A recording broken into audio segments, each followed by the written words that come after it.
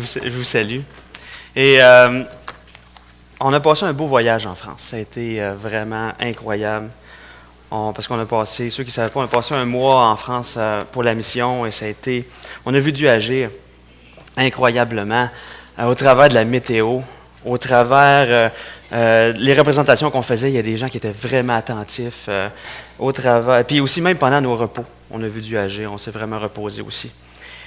On revient avec plein de beaux souvenirs puis plein de belles histoires de ce que Dieu a fait à raconter. Et ce matin, ce que je vais vous apporter, c'est plus un partage de ce que j'ai vécu à mon retour, à notre retour de la France. Parce que quand on était en France, ma famille et moi, on était coupés beaucoup de ce qui se passait dans le monde. On était un mois presque à avoir rien des informations, des nouvelles mondiales et tout ça. Et quelques jours avant, on venait de finir notre mission. On est passé, il nous restait 2 jours. On avait une chambre d'hôtel à l'aéroport Charles de Gaulle.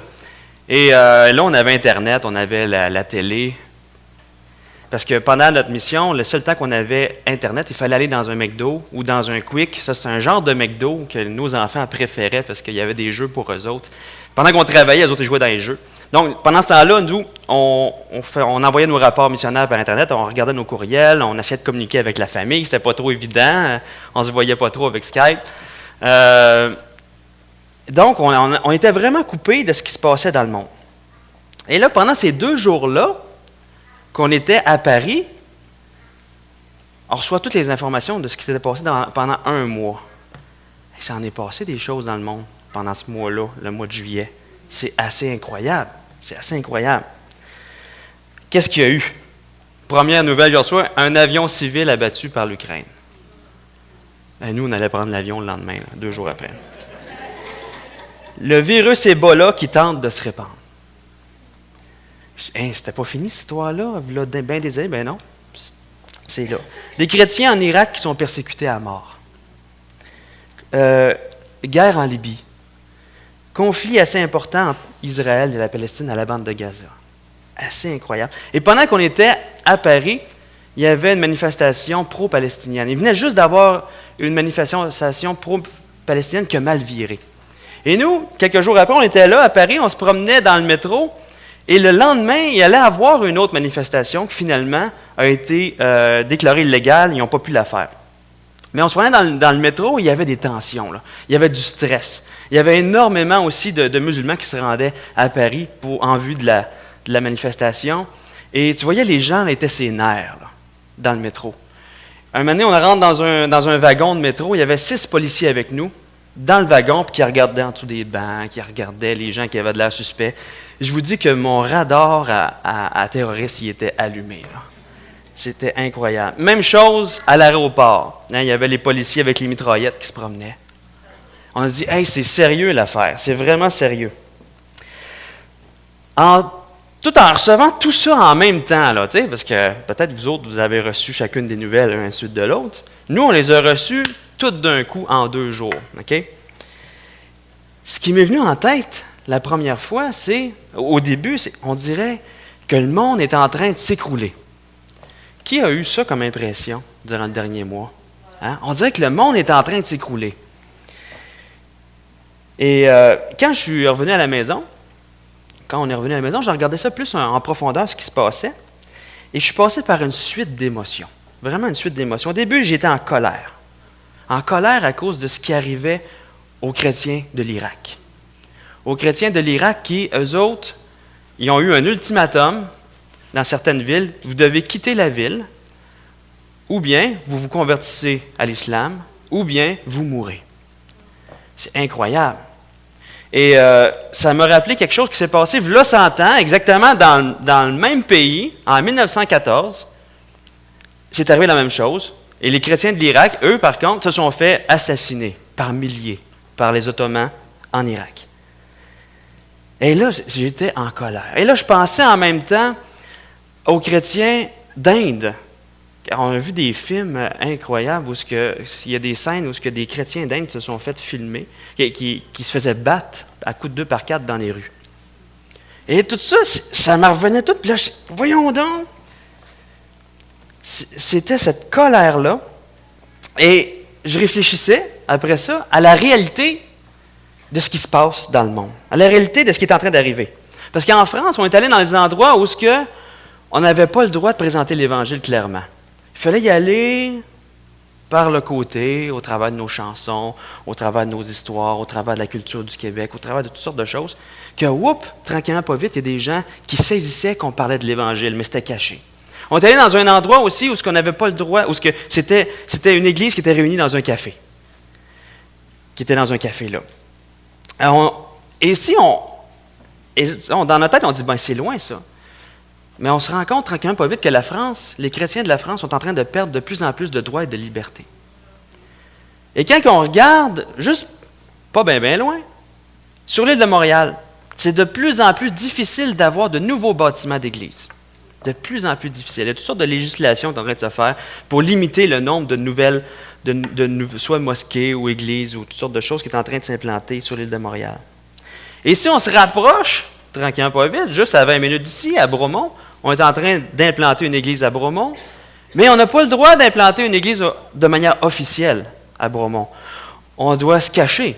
On doit y aller par la bande aussi, par l'église maison, et on est en train de monter une stratégie pour implanter une église là de manière cachée.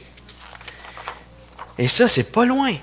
Donc, le constat est flagrant. En général, les chrétiens dans le monde sont en train de perdre de plus en plus de droits et de libertés. Et tantôt, on était joyeux, mais là, le partage que je vais vous faire, il n'est pas joyeux du tout. Et je vous raconte comment je me suis senti, qu'est-ce que j'ai vécu, et ça a été pas drôle. Parce que les chrétiens s'en vont inévitablement de plus en plus vers une persécution de plus en plus grande. Et là, mon émotion de colère s'est transformée en inquiétude, en tristesse et en résignation. On dirait, là, que j'avais plus envie de rien. En voyant tout ça, ce qui m'est arrivé, on dirait que j'avais plus le goût de rien. Hey, on venait de vivre la mission, on s'était donné à fond là, en France et tout ça, on se donne à fond toute l'année dans le ministère. Et puis là, ce qu'on voit, on s'en va vers la mort. Qu'est-ce que ça sert? À quoi ça sert? Qu'est-ce que ça donne? On va tous mourir. À quoi ça sert, les chrétiens? On va perdre. Mangeons et buvons, car demain nous mourrons. Inquiétez-vous pas, hein? J'étais dans un petit blues d'après-mission. Quand on fait une mission, quand on part en mission, souvent, tous ceux qui participent à la mission, peu importe où, que ce soit à Granby, on vit quelque chose de vraiment cool ensemble. On est une gang, on se fait des amis, on voit Dieu agir de manière flagrante et tout ça.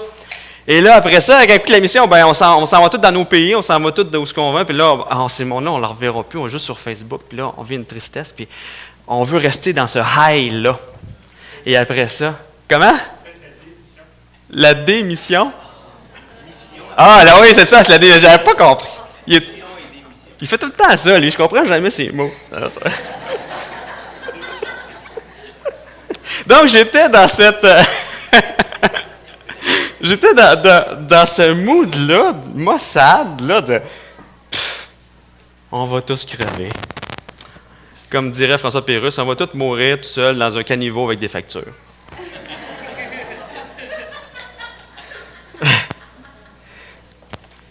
Mais ce matin, avec tout ce que je viens de parler, de ce qui se passe dans le monde, est-ce qu'il y en a qui vivent un peu ou qui ont vécu ces émotions-là de colère, tristesse, inquiétude et résignation? On s'en va à la potence. Ou d'autres qui disent un matin, « Ouais, François, tu aurais mieux fait de rester en France, finalement. » là. C'est pas trop encourageant. Est-ce qu'il y en a qui ont vécu ce genre d'émotions-là? Oui? Il y en a qui l'ont vécu, donc je ne suis pas tout seul. Donc, je vous partage que moi, j'ai vécu. Hein? Là, je ne mets pas le blanc sur personne, c'est moi qui ai vécu ça. Mais la question que je nous pose ce matin, c'est la question que je me suis posée il y a 2 semaines.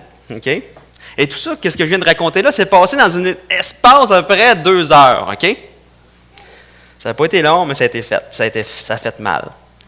Donc, la question que je me suis posée, c'est pourquoi la réalisation de l'inévitable persécution des chrétiens dans le monde entier me décourage et m'a amené dans cet état d'inquiétude et de dépression, finalement. Longue question de référendum. Mais pourquoi ça m'a abattu?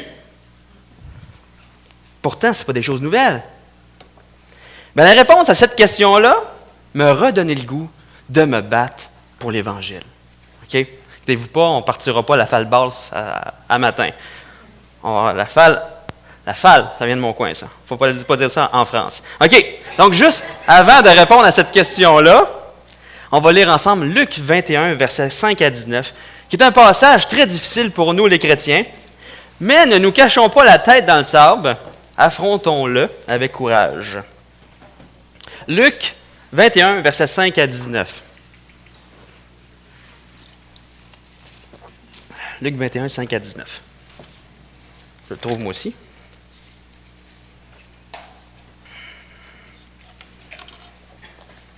Pourquoi je me suis abattu? Je vous lis ça. Comme quelques-uns parlaient des belles pierres et des offrandes qui faisaient l'ornement du temple, Jésus dit, « Les jours viendront où de ce que vous voyez, il ne restera pas pierre sur pierre qui ne soit renversée. » Ils lui demandèrent, « Maître, quand donc cela arrivera-t-il? Et à quel signe connaîtra-t-on que ces choses vont arriver? » Jésus répondit, « Prenez garde que vous ne soyez séduits, car plusieurs viendront à mon nom, disant, « C'est moi. » Et le temps approche. Ne les suivez pas. Moi, je n'ai pas dit que c'était moi, puis le temps approchait, là. C'est pas ça que j'ai dit. Quand vous entendrez parler de guerre et de soulèvement, ne soyez pas effrayés, car il faut que ces choses arrivent premièrement. Mais ce ne sera pas encore la fin. Alors il leur dit, une nation s'élèvera contre une nation, un royaume contre un royaume. Il y aura de grands tremblements de terre et en divers lieux des pestes et des famines. Il y aura des phénomènes terribles et de grands signes dans le ciel. Mais avant tout cela, on mettra la main sur vous et l'on vous persécutera. On vous livrera aux synagogues, on vous jettera en prison, on vous mènera devant des rois et devant des gouverneurs à cause de mon nom. Cela vous arrivera pour que vous serviez de témoignage.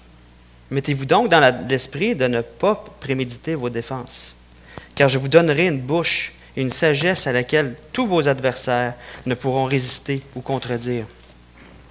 Vous serez livrés même par vos parents, par vos frères, par vos proches, par vos amis. Ils feront mourir plusieurs d'entre vous. Vous serez haïs de tous à cause de mon nom. Mais il ne se perdra pas un cheveu de votre tête. Par votre persévérance, vous sauverez vos âmes. Donc, dans ce passage-là, dans ce texte-là, Jésus fait une prophétie. Oui, il raconte la destruction du temple qu'il va y avoir en 70, depuis que Jésus parle. Il a été détruit par les Romains. Et il parle aussi de la persécution que les disciples eux-mêmes vont vivre.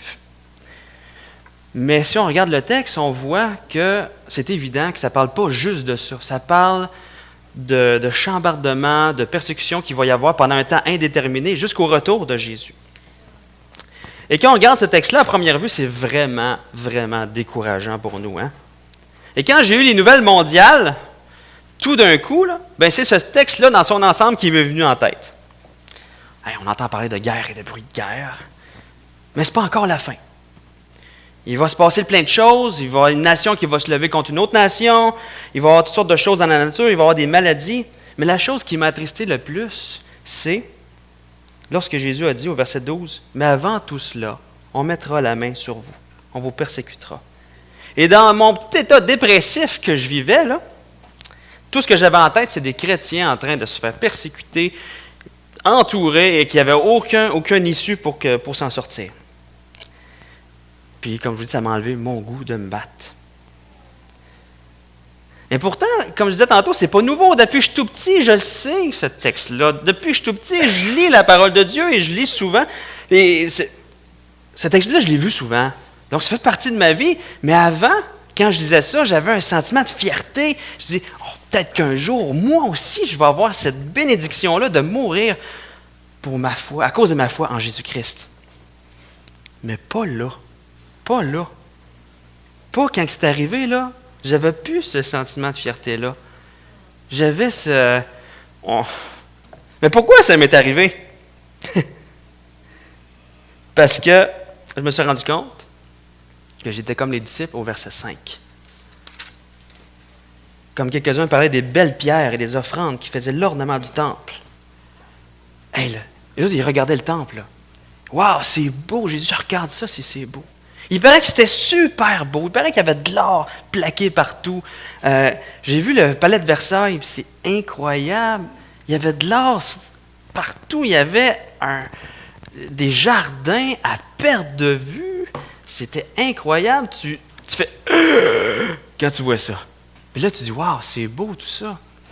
Et eux, ils ont dû être attristés quand Jésus leur a dit, ouais, mais ce que tu vois là, il n'y aura pas pierre sur pierre qui va rester une sur l'autre. Là. Tout va être démonté. Ils ont dû avoir un choc, hein? Jésus est en train de leur dire que le monde dans lequel vous vivez, là, puis vous êtes bien, puis vous trouvez beau, là, ben, ça ne durera pas longtemps, il va être chamboulé. Et moi, de voir tout ce qui se passe dans le monde, puis de me rappeler ce texte-là, ça a fait, regarde François, le monde dans lequel tu vis et que tu es bien risque d'être chamboulé. Et cette tristesse-là, ce moment marabout que j'ai vécu était à cause de ça. C'est que je me suis rendu compte que mes plans de bonheur personnel terrestre étaient plus importants que le plan éternel de Dieu. Ça a démontré que pour un moment, je me suis endormi dans le confort. Et les prédications sur l'idolâtrie ont pris tout leur sens. Là. Je me suis endormi dans le confort. Puis je me suis rendu compte que cet endormitoire-là peut arriver subtilement, facilement, tranquillement dans notre vie, puis s'ancrer.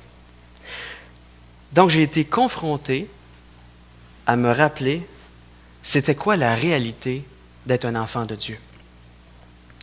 La réalité, c'est quoi?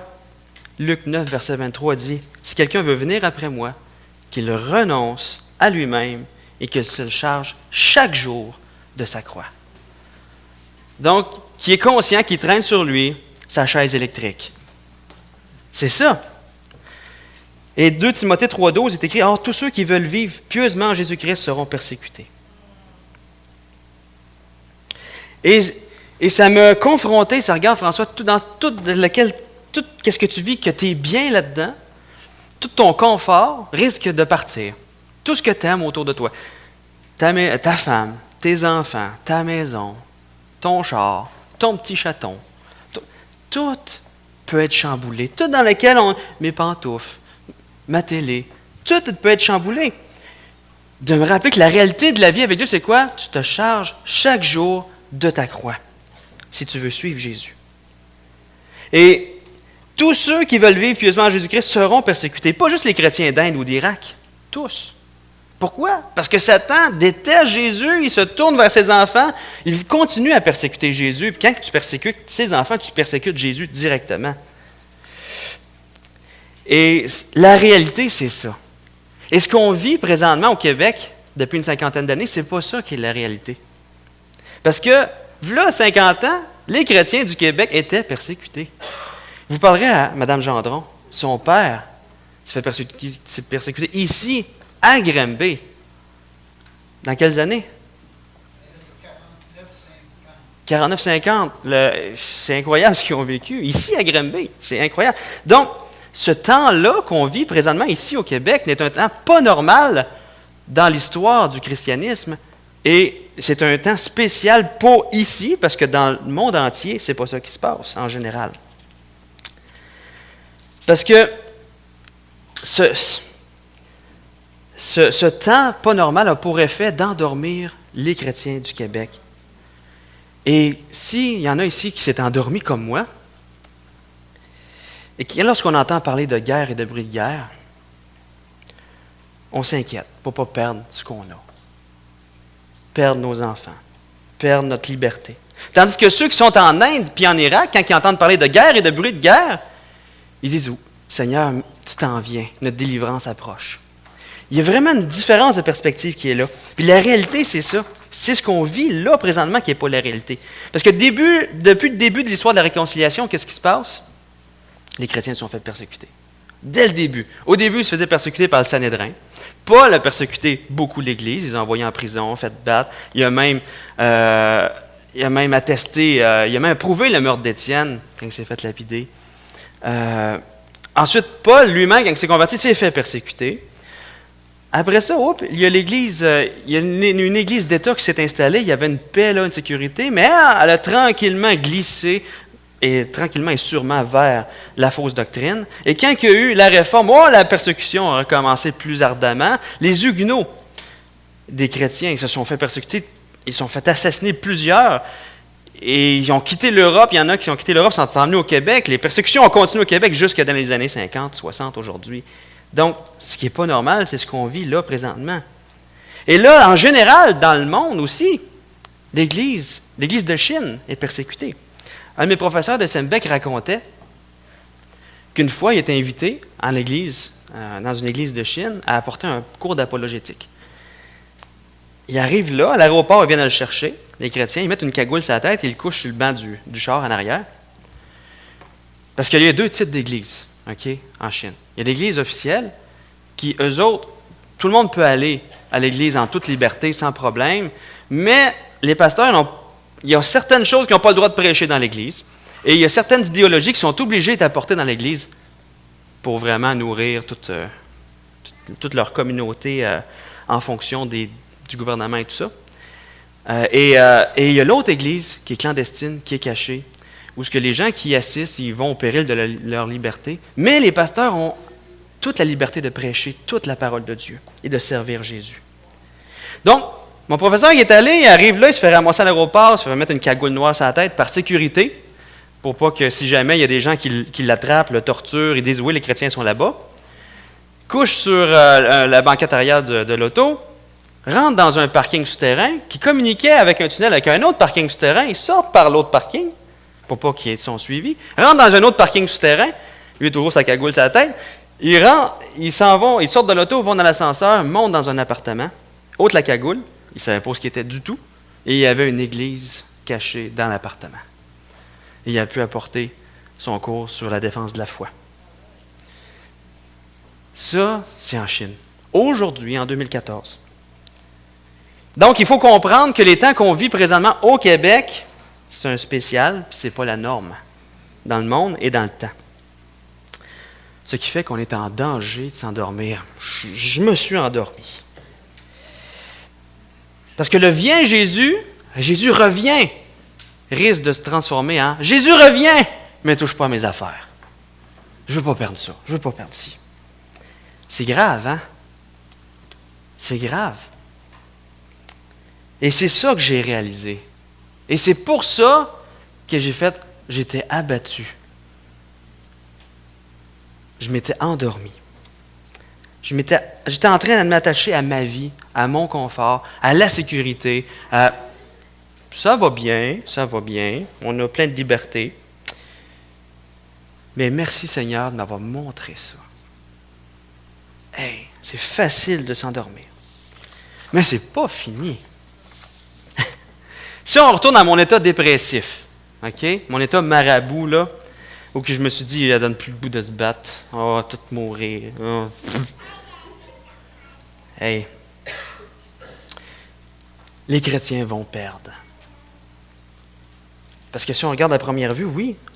Si on regarde de manière humaine, oui, les chrétiens vont perdre. Si je meurs, je perds. Puis en plus, la parole de Dieu dit qu'à la fin, il va y avoir une grande apostasie où les gens vont rejeter la parole de Dieu complètement. Donc, si on regarde de manière humaine, le christianisme va perdre, l'Église va perdre. Si on regarde ça de manière humaine, avec nos yeux à nous, notre perspective à nous, si je meurs, je perds. Si le christianisme ne se poursuit plus, il perd. Et si ça tourne dans notre tête, ben c'est une pensée de Satan qui fonctionne.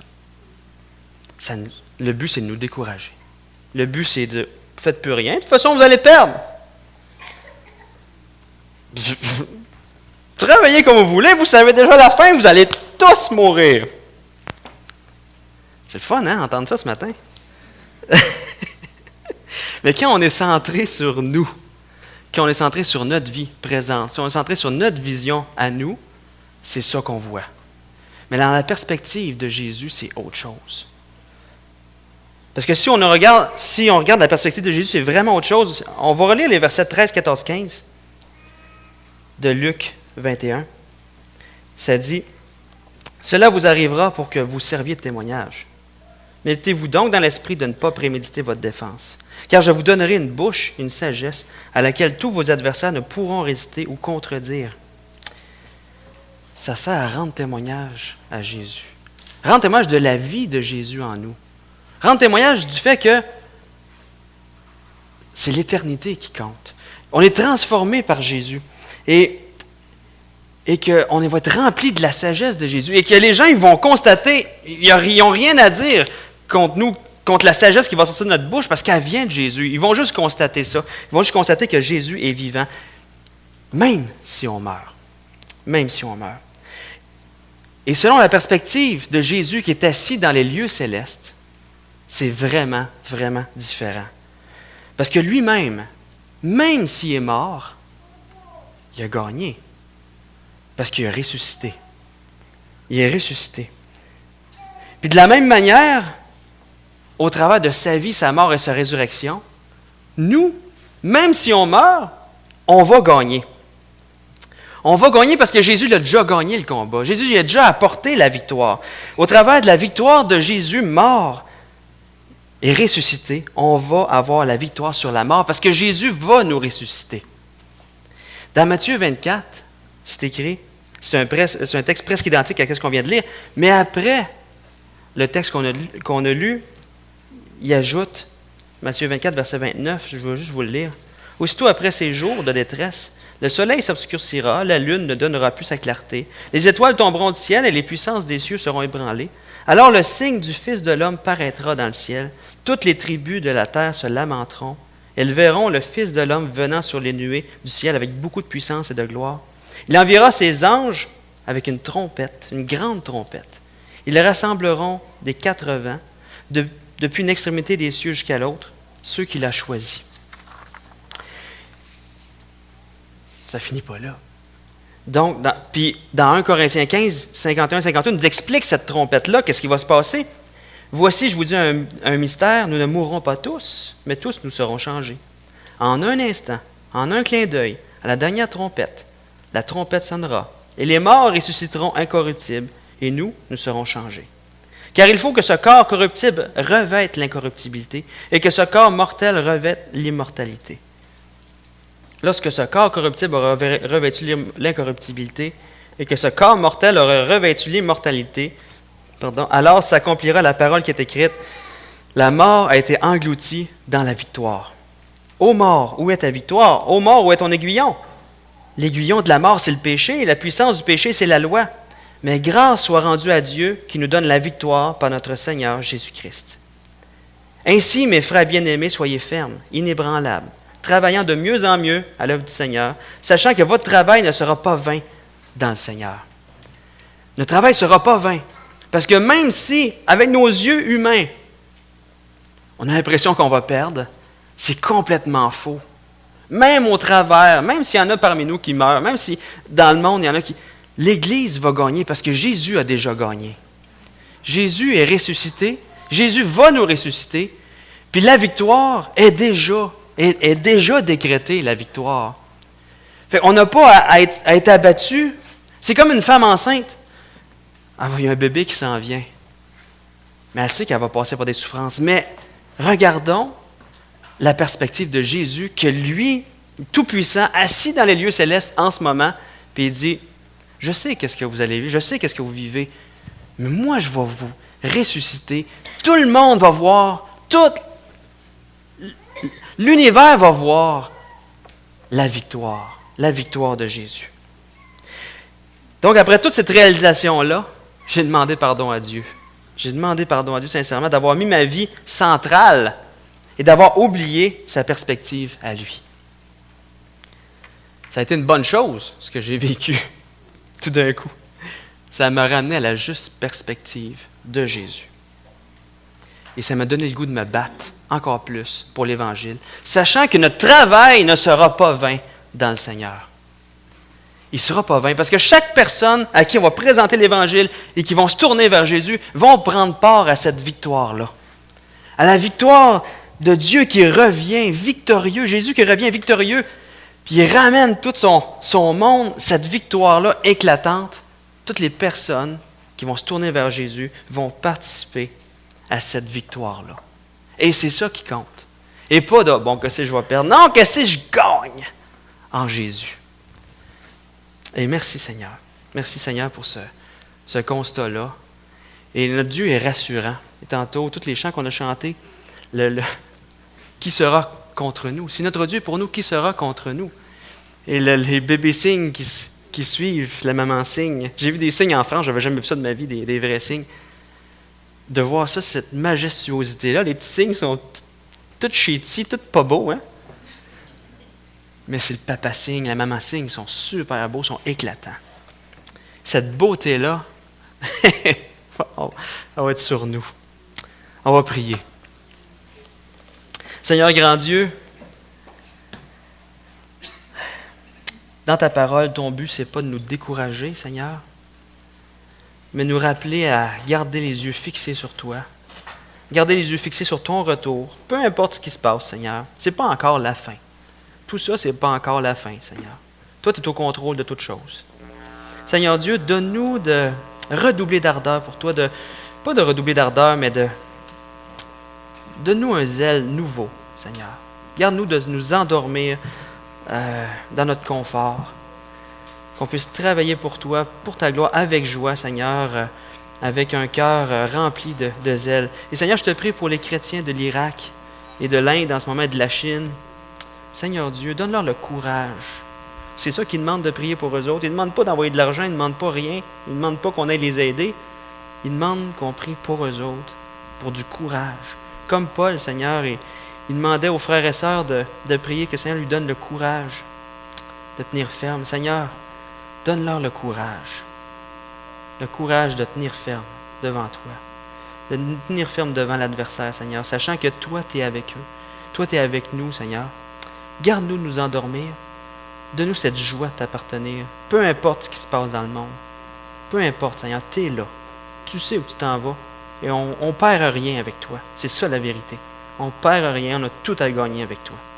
Merci, Seigneur. Amène-nous là dans cette joie de t'appartenir, Seigneur, pour ta gloire à toi. Amen.